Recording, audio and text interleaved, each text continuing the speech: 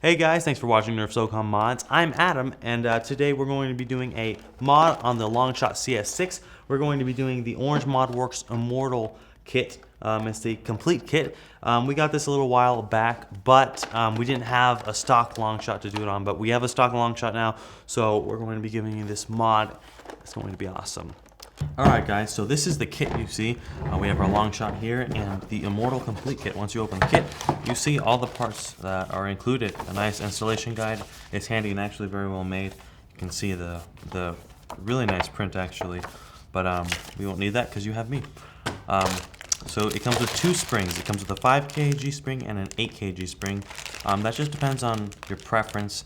I think I'm going to install 5 kg because I just think it's better to shoot faster, and 5 kg will allow you to shoot faster, and you know, because it's not as hard to pull back. You also get all of your plastic replacement parts. So you have the plunger, you have this slide. I think this is the slide. You have both sides of the bolts, which are actually a little bit bigger than the original bolts, but I think that's okay because sometimes the little bolts would be too small. And I'm sure they had that in mind when building it. And you also have your O-rings. They give you some springs for the catch, and they give you some stickers and silicone grease. So let's get into this. First of all, obviously you're going to want to take apart your blaster. So to do that, you want to remove the mags and the screws.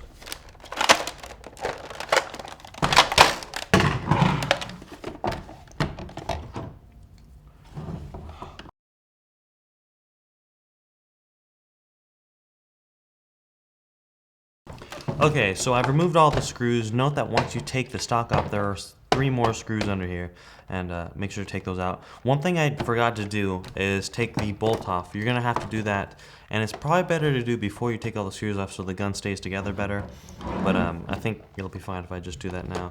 So essentially all you got to do is you can stick a hammer, or sometimes you can just stick like the end of a screwdriver under and just pry it off. And that was a little bit easier than I was expecting. But we haven't really gone into this gun before. And you can tell, if you hear it, that it's probably not going to go back together very well. Yeah, it's coming out now. So that's why they give you a replacement bolt there. So, now you should just be able to pull it apart, unless I missed a screw in here. I did miss one screw, actually. That's because I needed a smaller driver for this one here. Alright, so that should be the last screw. And it should come apart just like that. That was easy. Alright, so I just dropped some screws out of the other side, but that's fine. So this side, you really don't have to worry about because, you know, there's nothing in there you have to modify. Note that, see, I organized my screws because with the older Nerf guns, they do have different screws. The newer ones, normally they're all the same. Sometimes there's 1 or 2 different ones, but they have the 2 long ones for the front that goes here. Then they have the middle-sized ones, which go under here. And then they have all the small ones. So, and immediately you can almost recognize the parts that are replaced. Let me just take these out of the bags really quickly. So we have it all apart, and you can immediately recognize some of the parts that go in here. You have the sled here. You got your plunger tube, your reverse plunger tube, and this actually screws on, which is interesting. I'm not sure exactly why they do this, probably because it just didn't fit in the box. But I'm guessing that's not going to cause leaking issues once you screw it on. Alright, so before assembling all this stuff, I'm just going to take apart, disassemble this. So take your degen door off prior to pulling all this stuff out. And it should be pretty easy to do. You'll notice there are a couple screws holding things in place, and you'll just have to pull those out. For instance, the trigger screw, because there's a new trigger, you're going to have to take that screw out. And there's a couple safeties in here that I'm not sure if I want to remove or not. It's not really that important to have them or to get rid of them, so I may as well get rid of them. But so here's the trigger. Let's remove the plunger assembly. So I'm going to get rid of this screw here. So I'm going to pull that out. And one thing you need to keep aware of is, once you pull this out, this here, I've had issues with this spring coming loose. So just make sure just to keep watching it. This is what enables the indicator light. So this is what, or not the light, but the indicator color. This is what will slide back and forwards depending on whether your gun is cocked or not. And obviously we can, I'll show you how to make sure that's working right. Alright, so I think this is all you have to remove. So they do give you a replacement catch. They don't give you another safety because I don't see why they would do that. I can show you the disassembly of this here. Alright, so one thing they don't include is a screw in the plunger tube that you will need. So that's these screws here. So, and I think one on the inside as well to hold the spring in. So you need to take these two screws off. And then once you take those off, the spring will lose its tension here, or it'll give you all of its attention by popping out. So once you do that, you can pull the spring out, and you need this screw here. So I'm going to take this out because you need that for installing the new spring on. So once you take this screw off, you won't have to worry about keeping any of this other stuff, because I believe this screw is all you need. So let's get rid of this stuff. So what you need to do is take this apart. Then you want to put your 5 kg spring or your 8 kg. We're using 5 just because it's easier to prime and faster to shoot that way. Then you need to push your assembly together. And I think there's only one way you can do it. You need to make sure that the that these grooves align here. Should be the one. Yep. So once you do that, you're going to want to use this screw here that's left inside of the old the spring container. So right here you need to screw it on. And it might be a little bit difficult because this is like molded plastic. So they probably didn't put grooves on it, but it shouldn't be too hard. Alright, so keep in mind when you're modding this, I keep talking about how we're using 5 kg instead of the 8 kg. The original spring is 2.5 kg. So the 5 kg is twice the power of that. And the Longshot to begin with wasn't even that bad, so 5 kg definitely might be considerable to you. Anyway, after installing this, you want to put your O-rings on here. So you can put one on this, and then I believe the other goes on here. This part is it goes inside, and these threads will connect to the front of your plunger. So you want to install the other O-ring on like so, and then just make sure it goes in as it's supposed to. We do need to put some silicone grease on it, so don't put it in all the way because it might be difficult to take out. So I'm going to use the silicone grease they provided to lubricate this. So just, oh, I need to puncture the front.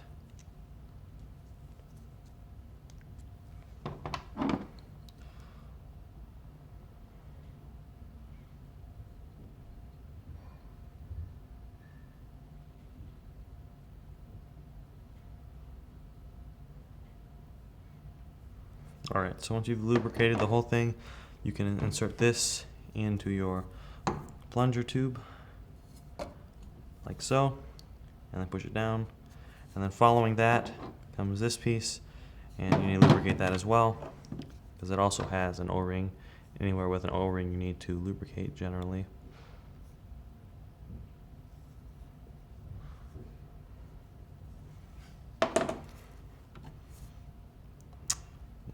Slide it down, just to keep in mind which side is going down, because these screws need to align up with this hole. And I have a lot of SS lube here that I can kind of wipe off.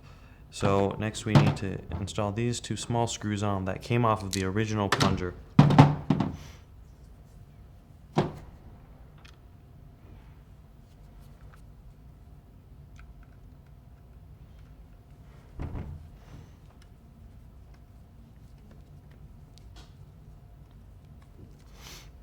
Alright, so once you have these two installed, I believe it is time to screw this part of the plunger on.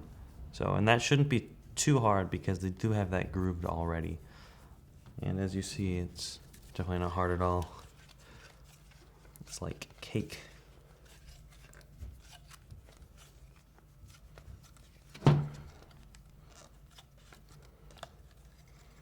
And keep in mind, this part can rotate inside of it, so just screwing it like this is not going to work. You have to hold on.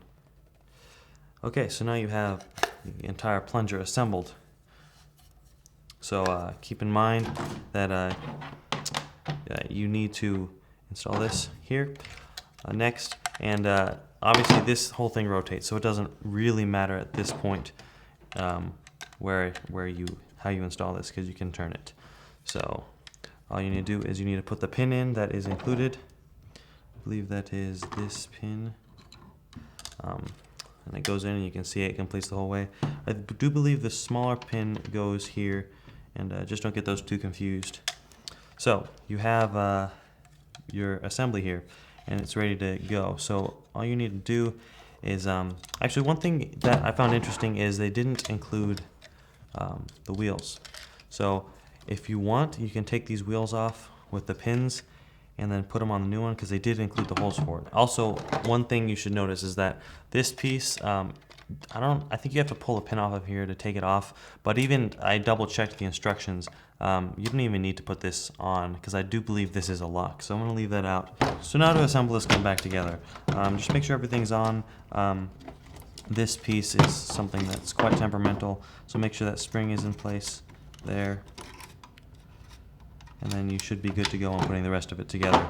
So I'm going to put the trigger in last. Sometimes I'll put it in first, but this time I'll put it in last. So you need to put the bolt sled in. You want to slide this here in, and make sure that this pin goes into this hole here. It's made for it so that the plunger will actually stay where it is, because that's what's supposed to happen. So insert this in here, and then once you jiggle it a little bit, it should go in. And once it's all the way down, you can push it down. Also, if you want to install this piece here, that's a lock, and I'm not even sure if it's necessary or not, but I'll install it anyway, just because I'm not even aware of exactly what it is. So install that on there, just like that, and then you should just be able to push it down all together, just like that. And then the rest of it should also go down, assuming this fits into the hole there. And it does, so that all works just as it should. Now we can put the trigger assembly on. Alright, so to install the trigger assembly, first you want to, I'm not sure if you want to keep this trigger lock. I do, just because the trigger lock's handy. Some people don't like it, but I think it just kind of helps with the shooting. So I'm going to put this spring on, and you can put the trigger lock on same time you put the trigger in. It just makes it easiest. And what you got to do is just push it all down into there. You can see where this goes through the trigger lock. So once you have that on, you can push the trigger spring back, which, by the way, I took off of the old trigger. They don't include a trigger spring just because I guess this one's adequate. So take it off of the old one, and it was a little bit difficult to put on this one, but I screwed it on and it worked fine. So now that that's all together, you should be good to go. I'm just going to check to make sure I don't have anything RE, and I think it's good. So let's put this all back together. Actually, you need this on here. But once you get that on, you can put it all back together. And it looks like it's installed fine. Yeah, let's put the access on, the DJAM door on. If you want it, some people don't. I like to have it just because it kind of, for one, it protects the internals of the gun, and two, I just like being able to open it myself and not having it hang open all the time. You want to make sure that this stays on black, so you'll notice there's like a track for it. Make sure it's all the way to the beginning of the track, so it's not like halfway out. So right now it's just about where it needs to be. Alright, now that you have everything set up, you want to make sure not to forget to put the trigger spring on here, or the trigger screw I should say. So the trigger screw needs to go on just like this.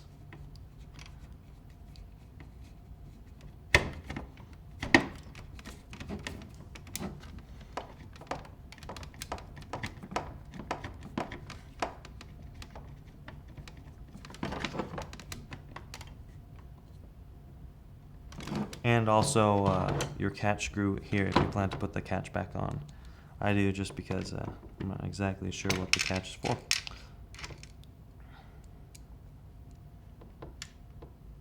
Although I do believe it's a lock catch, just so that when you're cocking it back, it won't stop halfway. Or I mean, it will stop halfway, and it's not going to snap back forward. So get that screw in as well, and then you should be good to go. Also, make sure to put your attachment catch on if you want that. I don't know if you want it or not. And finally, actually I think that's backwards. No, it's just loose. Alright, so the ridge does have to go in front of the plunger so that it works like it's supposed to, otherwise the plunger might not go back all the way when you're trying to cock it. So this needs to be like in the front. So after that, I believe we have everything else finished on this, and it should just be able to close up. Sometimes I have a little bit of trouble closing it up, but it should only be a couple of tries if you're doing it yourself, if it's not once.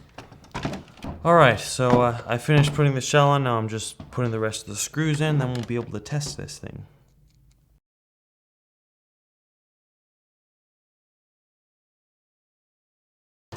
Alright, so now I have all my screws in. I have to install my my bolt, and this bolt is really cool because you'll notice it has threads. This is a threaded bolt, which means if I want to modify this again, I'm not gonna have to break it. I just need to unscrew it, and that's like one of my favorite parts about this, is because anytime you broke the bolt, the old bolt for the Longshot, like this one here, anytime you broke it, you couldn't put it back on without it coming off again. This one is gonna come off when you want it to. It'll unscrew, and because it's got a tight threading, it's probably not gonna come off on its own, which is just perfect. So I'm really excited about using this after being modified and not having to worry about the bolt coming off. So all you need to do is, it requires a little bit of force on both ends, but then once you have it in, you just need to screw it.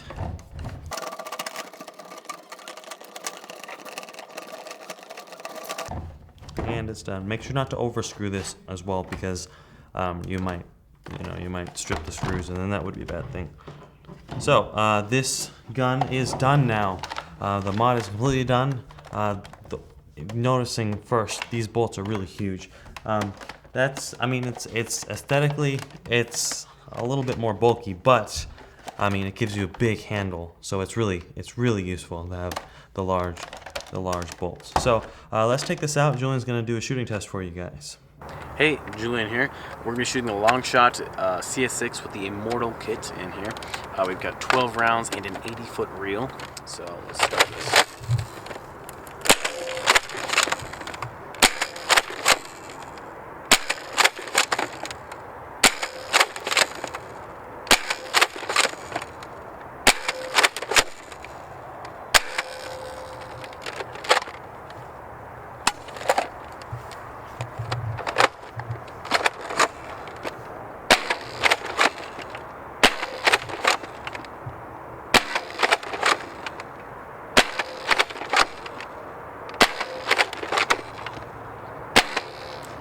So for the ranges of this gun, the darts landed from 50 feet all the way to 75 feet.